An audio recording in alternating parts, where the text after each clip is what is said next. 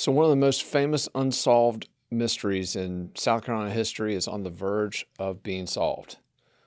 The saga of Brittanee Drexel, 17-year-old New York teenager who went missing from Myrtle Beach, South Carolina on April 25th, 2009.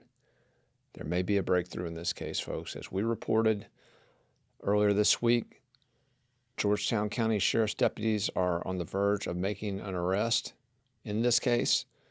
And there's a press conference that has been called for this coming Monday, at which point Georgetown County Sheriff Carter Weaver is going to announce what's been transpiring amongst the various law enforcement agencies there in his county over the last few days. This case has attracted a ton of attention because it's been an absolute roller coaster. If you haven't followed this case, the twists and turns that it has taken have been just breathtaking. And we thought we had answers a few years ago, 5 years ago, when a jailhouse snitch offered up some interesting information, but it turned out that narrative was not accurate, and law enforcement now believes they have found their man and that they now know what happened to Brittanee Drexel. And in addition to that, multiple property searches in the Georgetown County area have taken place within the last 48 hours, and it is believed that Brittanee Drexel's remains have been discovered, and that is going to be part of the big announcement on Monday. Now, let's pull this lens back a little bit and talk about this case and what happened, because it is one of those unsolved mysteries that just drew tremendous attention. Brittanee Drexel, she was a soccer player at her high school. She was an aspiring nurse, wanted to be a nurse, just a young girl that had her whole future ahead of her. She did sneak down to Myrtle Beach without her parents knowing, but she was with friends, with people she trusted. Got separated from her group around 8:10 p.m. on the evening of April 25th, 2009, and was never seen from again. The last she was seen, there's some security camera footage from a hotel there in Myrtle Beach, South Carolina on South Ocean Boulevard that showed her leaving this hotel. Her cell phone was tracked down Highway 17 to the Georgetown County, Charleston County border. It pinged a few times down there early in the early morning hours of Sunday, April 26, 2009. But after that, not a trace of Brittanee Drexel had been seen for, again, 13 years. 13 years. Now, a week ago, May 4th, 2022, Georgetown Sheriff's deputies arrested a 62-year-old man named Raymond Moody and charged him with obstruction of justice. Now, they have not said whether or not that arrest is tied to the Brittanee Drexel disappearance, but Raymond Moody was named by the Myrtle Beach Police Department in 2012 as a person of interest in connection with Drexel's disappearance. And one of the reasons that he got on law enforcement's radar was that he was questioned about where he was on the date that Drexel disappeared, and he claimed he was not in the area, that he wasn't near Myrtle Beach or the Grand Strand. Well, it turns out he was, and we know that because he was pulled over for speeding in Surfside Beach on the 26th, the day after Drexel went missing. Now, back in 2011, police searched a apartment building on Highway 17 that Moody leased for about 6 months, right around the time of Brittanee Drexel's disappearance, but they didn't find anything.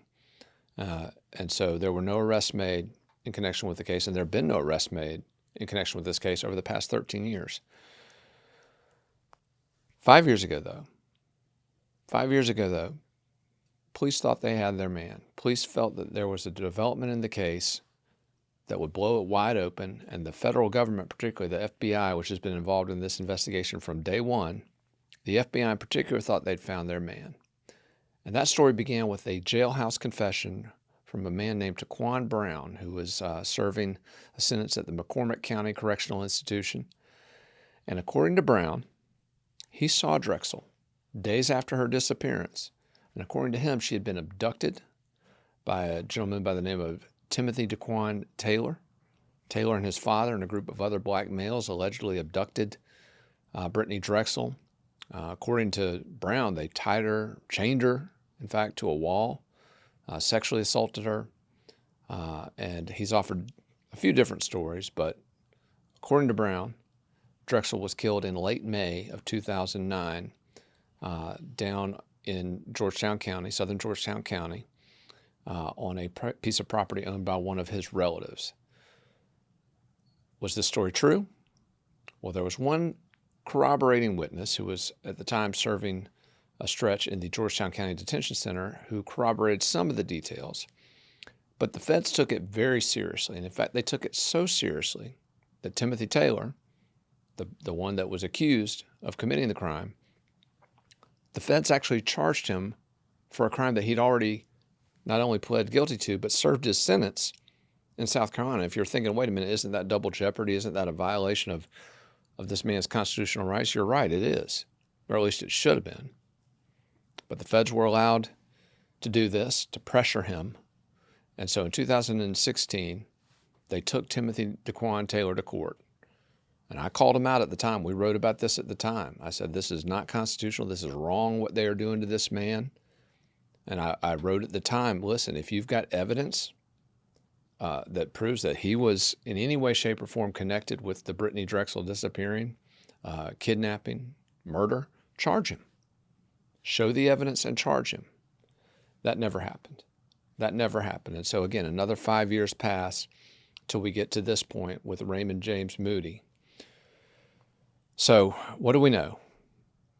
Right now, we don't know the narrative that law enforcement plans on providing. We hope we'll hear that this coming Monday, but we do know that human remains have been found in Georgetown County, that a man who was named as a person of interest in that Drexel case back in 2012 has been arrested.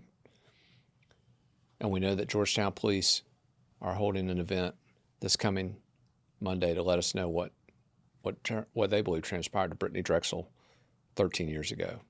So our hope is that this press conference will reveal exactly what happened to Brittanee Drexel on that fateful spring evening 13 years ago, and that her family will finally get the closure that it needs, and that the individual or individuals responsible will be held accountable for their crimes.